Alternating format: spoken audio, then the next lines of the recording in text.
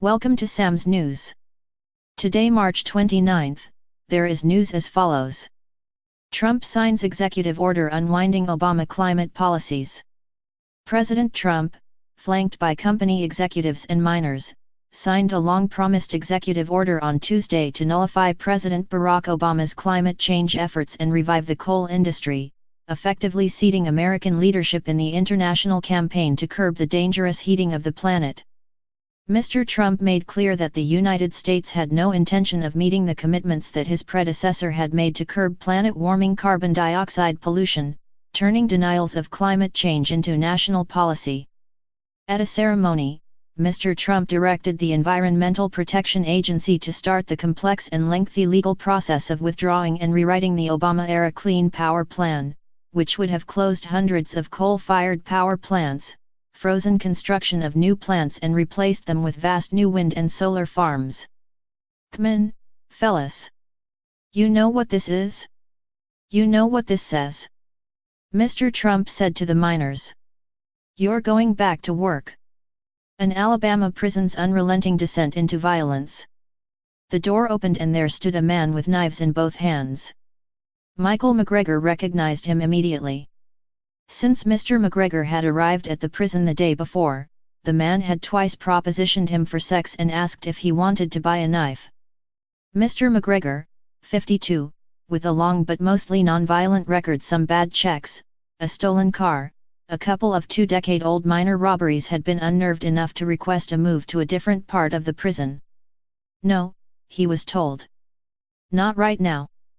He returned to his cell, shut the door behind him and tried to sleep. Now here was the man beside him. The door locks at this prison, he later learned, were all but useless. The man, he would also learn, had been convicted of jail rape before. You know what time it is, the man said. Attacks, like the one on Mr. McGregor, which left him pouring blood like a water hose, have happened with grim regularity at St. Clair Correctional Facility, one of 6 maximum security prisons in Alabama. In recent years, even by the standards of one of the nation's most dysfunctional prison systems, St. Clair stood out for its violence. The frequency of assaults resulting in life-threatening injuries is quite simply among the highest I have observed in my 43-year career in corrections, Steve J. Martin, who has examined hundreds of prisons nationwide as a corrections expert, wrote in a 2016 report prepared for a lawsuit over conditions at St. Clair. The prison reflected a total breakdown of the necessary basic structures that are required to operate a prison safely, he added in an interview.